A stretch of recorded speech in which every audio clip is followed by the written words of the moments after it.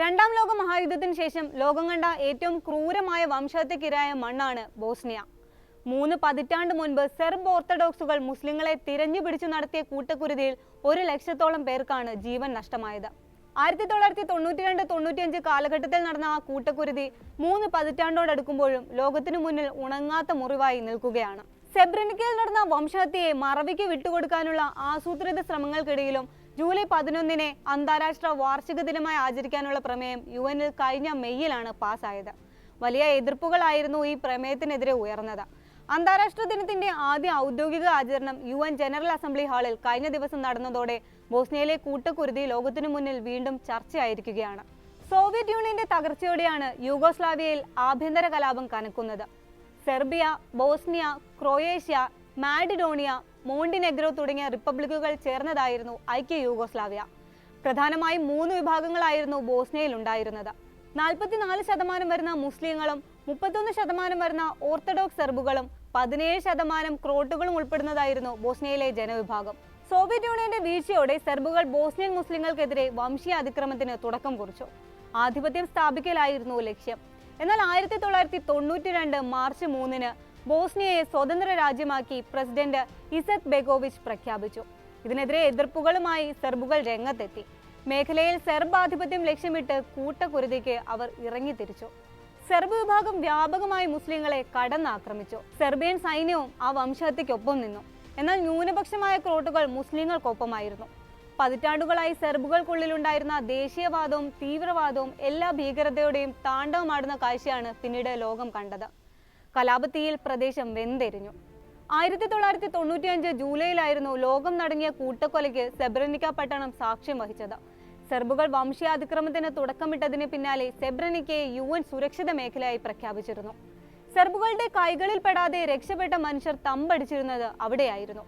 മേഖലയ്ക്ക് കാവലൊരുക്കിയത് ഡച്ച് സമാധാന സേനയായിരുന്നു.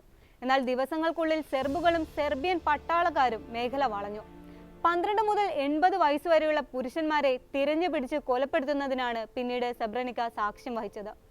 5 ദിവസം കൊണ്ട് 8000-ലേറെ പുരുഷന്മാരെയാണ് അവർ കൊന്നുകളഞ്ഞത്. Bosnian Federal Commission of Missing പേഴ്സൺസിന്റെ കണക്കുകൾ പ്രകാരം 8372 പേരാണ് അന്ന് കൊല്ലപ്പെട്ടത്. 9000-ഓളം മുസ്ലിങ്ങളെയാണ് സെബ്രനിക്കയിൽ മാത്രം സെർബുകൾ കൊലപ്പെടുത്തിയതെന്നാണ് മറ്റൊരു റിപ്പോർട്ട്. 9 വലിയ കുഴിമാടങ്ങൾ എടുത്ത് അതിലാണ് മൃതദേഹങ്ങൾ കുഴിച്ചു മൂടിയത്. കുഴിമാടത്തിൽ നിന്ന് കിട്ടിയ മൃതദേഹാവശിഷ്ടങ്ങളിൽ നടത്തിയ DNA പരിശോധനയിലൂടെ 6838 പേരെ പിന്നീട് തിരിച്ചറിഞ്ഞിരുന്നു. പിച്ചവെച്ചു തുടങ്ങിയ കുട്ടികളുടെ തല പോലും സെർബുകളുടെ വെടിയുണ്ടയിൽ ചിന്നിച്ചിതറി. സെബ്രനിക്കയിൽ ഉണ്ടായിരുന്ന സ്ത്രീകളാണ് ഏറ്റവും കൂടുതൽ വേട്ടയാടപ്പെട്ടത്. 12,000 മുതൽ 20,000-ഓളം പെൺകുട്ടികളും സ്ത്രീകളുമാണ് അന്ന് കൂട്ടബലാത്സംഗത്തിന് ഇരയാവുന്നത്. സെബ്രനിക്കയിൽ ഉണ്ടായിരുന്ന 23,000 സ്ത്രീകളെ സെർബുകൾ പലയിടങ്ങളിലേക്ക് മാറ്റി. അവരിൽ പലരെയും പിന്നീട് ലൈംഗിക അടിമകളാക്കിയെന്നും റിപ്പോർട്ടുകൾ ഉണ്ടായിരുന്നു. ബലാത്സംഗത്തിനിരയായ പലരെയും ജീവനോടെ കുഴിച്ചു മൂടുകയാണ് ചെയ്തത്. കലാപഭൂമിയിൽ നിന്ന് 25 ദശലക്ഷം ജനങ്ങളാണ് മണ്ണും വീടുമൊക്കെ വിട്ട് പലായനം ചെയ്തത്. സെബ്രനിക്കയിൽ നിന്ന് പുറത്തു വന്ന വാർത്തകളിലെല്ലാം ചോര കിനിഞ്ഞിരുന്നു. അത്രയും ഭീകരമായിരുന്നു പിന്നീട് പുറത്തു വന്ന വാർത്തകൾ. കൂട്ടക്കൊലയ്ക്കെതിരെ ലോകം പ്രതിഷേധിച്ചപ്പോൾ സെർബിയ അത് നിഷേധിച്ച് രംഗത്തെത്തി. വംശീയ കൂട്ടക്കുരുതി എന്നായിരുന്നു തെളിവുകൾ നിരത്തി UN സെബ്രനിക്കയിലെ കൂട്ടക്കൊലയെ അന്ന് വിശേഷിപ്പിച്ചത്. കൂട്ടക്കൊലയ്ക്ക് നേതൃത്വം കൊടുത്തവരെ അന്താരാഷ്ട്ര നിയമത്തിന് മുന്നിൽ കൊണ്ടുവരാൻ ആഗോളതലത്തിൽ ശബ്ദമുയർന്നു. അതിന് പിന്നാലെയാണ് സെർബ് നേതാക്കൾക്ക് നേരെ നടപടി ഉണ്ടാകുന്നത്. ബോസ്നിയൻ സെർബ് റിപ്പബ്ലിക് സേനയുടെ സുപ്രീം കമാൻഡറായിരുന്ന റദോവൻ കരോജിച്ച് കുറ്റക്കാരനെന്ന് കണ്ടെത്തിയ അന്താരാഷ്ട്ര നീതിന്യായ കോടതി 2018-ലാണ് ശിക്ഷ വിധിക്കുന്നത്. റദോവന് മേൽ ചുമത്തിയ 11 കുറ്റങ്ങളിൽ 10ഉം അന്താരാഷ്ട്ര കോടതിയിൽ തെളിഞ്ഞു. യുദ്ധം തുടങ്ങിയാൽ ഹിറ്റ്ലർ ജൂതരെ കൊന്നൊടുക്കിയതുപോലെ മുസ്ലിങ്ങളെ തങ്ങൾ കൊന്നൊടുക്കുമെന്നായിരുന്നു റദോവൻ പ്രഖ്യാപിച്ചത്. കൂട്ടക്കൊലപാതകത്തിന്റെ ഉത്തരവാദിത്തത്തിൽ നിന്ന് കരോജിച്ചിന് ഒഴിഞ്ഞു നിൽക്കാനാവില്ലെന്ന് പറഞ്ഞ കോടതി കടുത്ത മനുഷ്യാവകാശ ലംഘനമാണ് ബോസ്നിയയിൽ നടന്നതെന്നും വിലയിരുത്തി. സെർബ് സൈന്യത്തിന്റെ നേതൃത്വത്തിൽ 3 വർഷത്തോളം നീണ്ട ഉപരോധം റദോവൻ കരോജിച്ചിന്റെ പിന്തുണയില്ലാതെ നടക്കില്ലെന്നായിരുന്നു ജഡ്ജിംഗ് പാനൽ അന്ന് പറഞ്ഞത്. 2008-ലാണ് റദോവൻ കരോജിച്ച് അറസ്റ്റിലാകുന്നത്. പട്ടാള മേധാവിയായിരുന്ന റാത്കോ മ്ലാഡിച്ച് ആയിരുന്നു കൂട്ടക്കുരുതിക്ക് നേതൃത്വം നൽകിയ മറ്റൊരു ഭീകരൻ.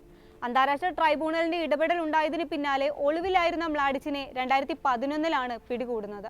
ബോസ്നിയയിൽ നടന്നത് വംശഹത്യയല്ലെന്ന് വരുത്തി തീർക്കാൻ സെർബുകൾ വലിയ ശ്രമങ്ങളും പ്രചാരണങ്ങളും നടത്തിയിരുന്നു. എന്നാൽ ലോകം തന്നെ ആസൂത്രിതമായ വംശഹത്യ തന്നെയാണ് ബോസ്നിയയിൽ നടന്നതെന്നാണ് വിലയിരുത്തുന്നത്. സാഹിത്യത്തിനുള്ള നൊബേൽ സമ്മാനം നേടിയ ഓസ്ട്രിയൻ എഴുത്തുകാരനായ പീറ്റർ ഹാൻകെ പോലും ബോസ്നിയയിലേത് വംശഹത്യയല്ലെന്ന് തുറന്നു പറഞ്ഞിരുന്നു. എന്നാൽ വംശഹത്യയെ മറവിക്ക് വിട്ടുകൊടുക്കാൻ മനുഷ്യസ്നേഹികൾ തയ്യാറായില്ല. സെബ്രനിക്ക മെമ്മോറിയൽ സെന്റർ, റിമെമ്പറിംഗ് ഓഫ് സെബ്രനിക്ക തുടങ്ങിയ സാമൂഹ്യ സംഘടനകൾ എല്ലാ വർഷവും കൂട്ടക്കുരുതിയെ ലോകത്തെ ഓർമ്മിപ്പിച്ചുകൊണ്ടേയിരിക്കുന്നുണ്ട്. കൂട്ടക്കുരുതി നടന്ന ദിവസങ്ങളിൽ അനുസ്മരണവും സമാധാന മാർച്ചുമൊക്കെ പ്രദേശത്ത് സംഘടന സംഘടിപ്പിക്കും. സെർബുകൾ കൊന്നുകളഞ്ഞവരുടെ മക്കളും കുടുംബാംഗങ്ങളുമാണ് ഇതിന് നേതൃത്വം നൽകുന്നത്. ബോസ്നിയൻ കൂട്ടക്കൊലയും സെർബ് വംശീയതയും മറവിക്ക് വിട്ടുകൊടുക്കാതെ ഇന്നും ചർച്ചയായി നിൽക്കുന്നതിൽ ലോക സിനിമകൾക്കും ചെറുതല്ലാത്ത പങ്കുണ്ട്. ബോസ്നിയൻ ജീവിതം പ്രമേയമായ നിരവധി സിനിമകൾ ഇറങ്ങിയിട്ടുണ്ട്. ഡാനിസ് തനോവിച്ചിന്റെ രചനയിലും സംവിധാനത്തിലും ഒരുങ്ങിയ No Man's Land, Halima's Path, As If I Am Not There, In the Land of Blood and Honey തുടങ്ങി നിരവധി സിനിമകളാണ് ബോസ്നിയയിലെ വംശഹത്യാ പ്രമേയവുമായി ലോക ശ്രദ്ധ പിടിച്ചുപറ്റിയത്.